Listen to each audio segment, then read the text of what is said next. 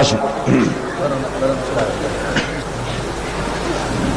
হাত দাও, হাত দাও, সবাই সবাই হাত দাও, একটা একটা করে হাত দাও।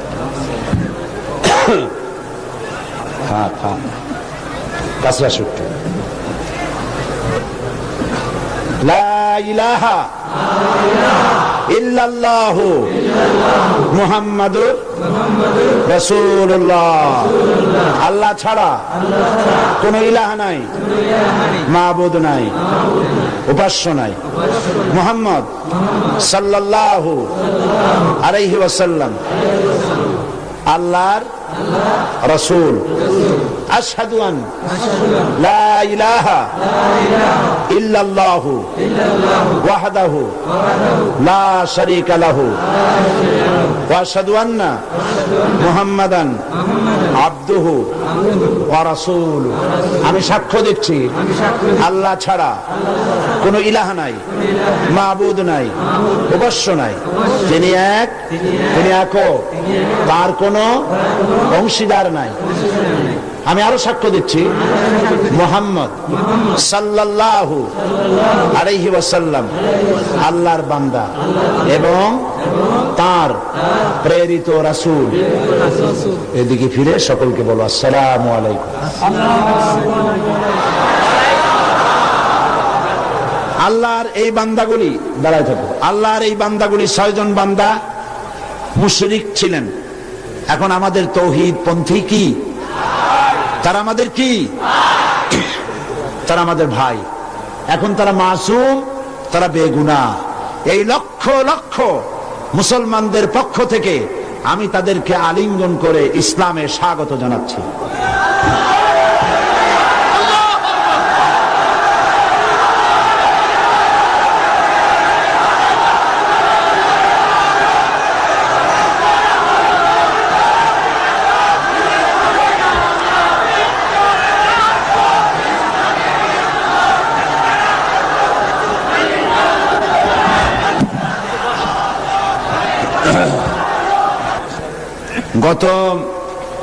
গতদিন মহিলা মাহফিল কবে হয়েছিল?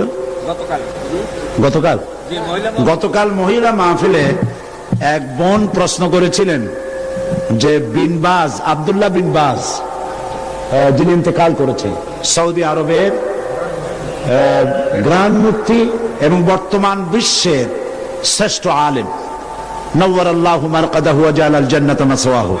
আল্লাহ তাকে জান্নাতুল ফেরদাউসের মেহমান বানিয়ে নেন। অনেক বড় আলেম, উঁচু পায়ার আলেম।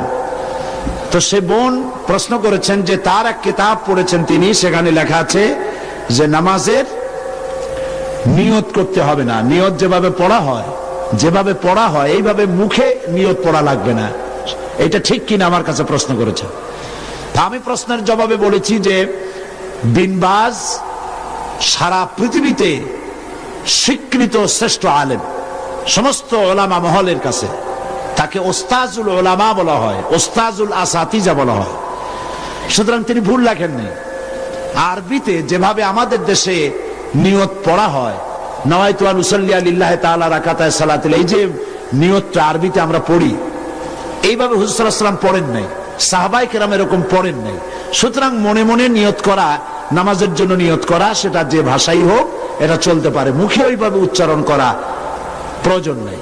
এই কথাটা বলায় একজন আমাকে লিখেছেন যে এটা নাকি আজকে টক অফ দ্য টাউন, সারা একেবারে শহরে এটাই হয়েছে যে নামাজের নাকি নিয়ত করা লাগবে না, কোনো জিনিসের নাকি নিয়তির দরকার নেই। মানুষ শোনে একটা, বুঝে আর একটা, বলে আর একটা।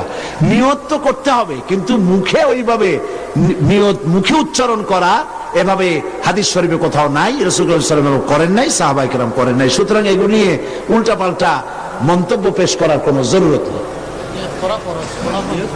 হ্যাঁ, নিয়ত তো করবে, নিয়ত তো করতে হবে, সেটা তো বললাম না। নিয়ত পড়তে হবে, কিন্তু মুখে ওইভাবে উচ্চারণ করার জরুরত নেই। একজন বলেছে আপনি টাকা দিয়ে প্রতি বছর মুসলমান বানান, দেখছেন অবস্থা? এইসব প্রশ্ন আমার কাছে দেন কি কেন? এদের জিজ্ঞেস করেন এই 6 জনের কাছে যে আমি কয় টাকা দিছি, আমি জিন্দিগিতে এদের দেখছি কিনা, এরা আমারে দেখছি কিনা। আল্লাহ হেদায়েত করুন। জি, তো আমি নিয়তের ব্যাপারটা পরিষ্কার করে দিতে চাই।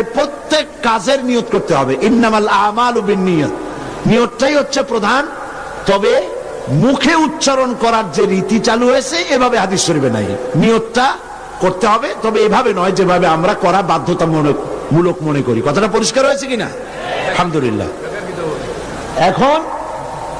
এখন আরেকটি কথা আপনাদের সামনে বলতে চাই যে তাফসীরুল কোরআন মাহফিল এই বিশাল জনসমুদ্র প্রতি বছর এখানে হয়। এই বছর রাজনৈতিক কারণে নানান অসুবিধা হয়েছে, যার কারণে মাওলানা শামসুদ্দিন সাহেব এবং তার সাথীরা আপনাদের খেদমতে আপনাদের দুয়ারে দুয়ারে যেতে পারেন নাই, যেমন অন্য বছর যেয়ে থাকেন। হরতাল হয়েছে, বিক্ষোভ হয়েছে, মিছিল হয়েছে, নানান রকমের ক্রাইসিস হয়েছে, যার জন্য যেতে পারেনি। ফলে 21 লক্ষ টাকা যেখানে বাজেট, এই বাজেট তারা পুরো করতে পারেননি। অথচ এখানে যত লোক বসে আছেন সকলে প্রাণ খুলে প্রাণ উজাড় করে সাহায্য করলে উনি নিশ্চয়ই ঋণগ্রস্ত থাকবেন না। আপনারা করবেন না তা? তাফসীরুল কোরআন মাহফিলকে ঋণ মুক্ত করতে প্রস্তুত আছেন কিনা? আল্লাহ পাক, আমি জানি আপনারা এটা করবেন, আর আল্লাহ পাক সমাজ কল্যাণকে মাকরুজ রাখবেন না ইনশাআল্লাহ। আমরা বলি ইনশাআল্লাহ। আরেকটি কথা, সেটি হচ্ছে বাংলাদেশে এত বড় বই মেলা, ইসলামের পক্ষে এত বড় বই মেলা বাংলাদেশের কোথাও হয় না। আলহামদুলিল্লাহ বলবেন না? আলহামদুলিল্লাহ বলবেন না? এবং এই বই মেলা নিছক সলিড ইসলামের পক্ষে। এখানে কোন নাস্তিক, মুরতাদ, ইসলাম বিরোধী কোন লেখকের কোন লেখা একটা পাতাও এখানে আসে না। এটা সলিড ইসলামের বই মেলা। আলহামদুলিল্লাহ গণ। আর বই কেনা একটা অভ্যাসে পরিণত করুন। বিবাহ শাদীতে থালাবাটি, ঘটি গ্লাস উপহার না দিয়া বই উপহার দিন। একটা বই একজনকে দেওয়ার অর্থ হলো ইসলামের একটা কর্মী তার সাথে দিয়ে দেওয়া, তার জীবনের পরিবর্তন এসে যাবে। বিবাহে তাফসীর হাদিয়া দেওয়ার অভ্যাস করুন। ইসলামের বইপত্র, ইসলামের সাহিত্য সুন্দর করে র্যাপিং কাগজে পেঁচাইয়া ফুল টুল দিয়া কায়দা করে এটা দেওয়ার ব্যবস্থা করেন। থালাবাটি, ঘটি গ্লাস, স্যুপ, কাপ ইত্যাদিও মানুষ কিনতেই পারবে, ওগুলো নিয়ে অসুবিধা হবে না। বই দিবেন, উপহার কি দিবেন? স্ত্রীকে দিবেন, মেয়েকে দিবেন, বোনকে দিবেন, সকলকে দিবেন। আমি চাই যত লোক এসেছেন প্রত্যেকের হাতে একটা করে বই দেখতে চাই। রাজি আছেন? তা 5 টাকা দামের বই হোক অথবা 200 টাকা দামের বই হোক, প্রত্যেকের হাতে বই নিতে হবে। বই হবে ইসলামী আন্দোলনের প্রতিকৃত। জোরে বলেন আমিন। তাফসীরুল কোরআন ফি জিলালিল কোরআন, সৈয়দ কুতুব শহীদ রহমতুল্লাহ আলাইহির 22 খণ্ডে এটা বাংলা পূর্ণ হয়ে গেছে। বলেন আলহামদুলিল্লাহ। এই তাফসীর এখানে এসেছে 5000 টাকার হাদিয়া, 22 খণ্ড। কিন্তু তাফসীরুল কোরআন মাহফিল উপলক্ষে মাত্র 3000 টাকা। আপনারা গ্রহণ করুন, মানুষকে হাদিয়া দেন, নিজেরা কোরআন শরীফ জেনে পড়ে তার দ্বারা জীবনকে ধন্য করুন। এবং রিসালাতের উপরে যে আলোচনা আমি করতেছি এই 2 দিন ধরে, এর উপরে আমার অত্যন্ত স্নেহের জনাব অধ্যাপক মুফিজুর রহমান সাহেবের লেখা কোরআনের আয়নায় বিম্বিত রাসূলুল্লাহ সাল্লাল্লাহু আলাইহি ওয়াসাল্লাম, ইসলামী ছাত্র শিবিরের এটা পাঠ্যপুস্তক হিসেবে তারা গ্রহণ করেছে। এই বইটি অত্যন্ত গুরুত্বপূর্ণ, কোরআন হাদিস দিয়ে ভরা। আপনারা মেহেরবানি করে সে বই গ্রহণ করার জন্য চেষ্টা করবেন। আল্লাহ তৌফিক দিন।